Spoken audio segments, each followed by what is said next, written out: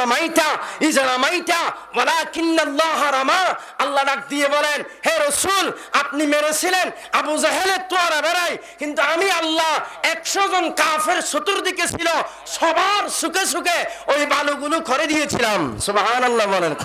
আল্লাহ জিবরিল আমিনকে বলছেন, হে জিবরিল, একটু পাখনা দিয়ে বাতাস করো, বালিগুলো যাতে সব কাফেরের সুখে গিয়া পড়ে। সুখে গিয়ে পড়ল। আল্লাহর রাসূল দেখতে পেলেন তারা এইভাবে করতেছে।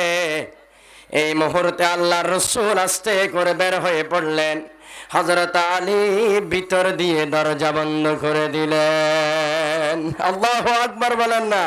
আর জোরে আওয়াজ দিয়ে বলেন না আল্লাহু আকবার। এই সূরাতুল ইয়াসিন তেলাওয়াত করা হয়, সূরা রহমান পাঠ করা হয়।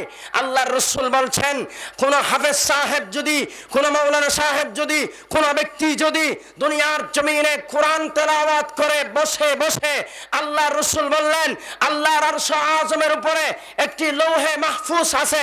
লৌহুন শব্দের অর্থ হচ্ছে তক্তা, মাহফুজ শব্দের অর্থ হচ্ছে সংরক্ষিত। আল্লাহর রাসূল বললেন লৌহে মাহফুজের তক্তাই, ওই তক্তার মধ্যে গোটা কোরআন শরীফ লেখা আছে। সুবহানাল্লাহ বলেন। আল্লাহর আরশ আযমের উপরে লৌহে মাহফুজে ওই কোরআনটি তক্তার মধ্যে লেখা আছে।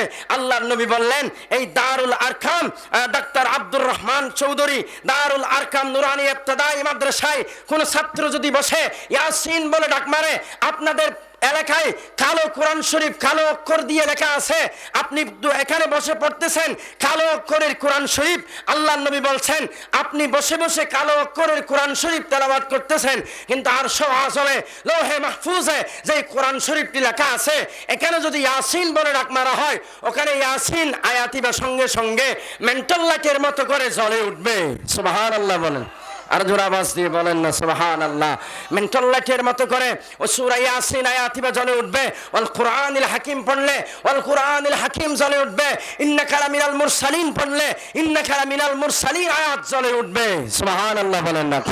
তাহলে আপনাদের এলাকায় এত সুন্দর মাদ্রাসা, আমি ডাক্তার আব্দুর রহমান চৌধুরী মসজিদ বরাবর এসেছিলাম, ওখানে মাহফিলেও এসেছিলাম, তারপরে বিভিন্ন মাহফিলে আমি এসেছিলাম, কিন্তু এখানে আর কোনোদিন এই জায়গাতে আসা হয় নাই। আজকে এসে দেখলাম মন ভরে গেল।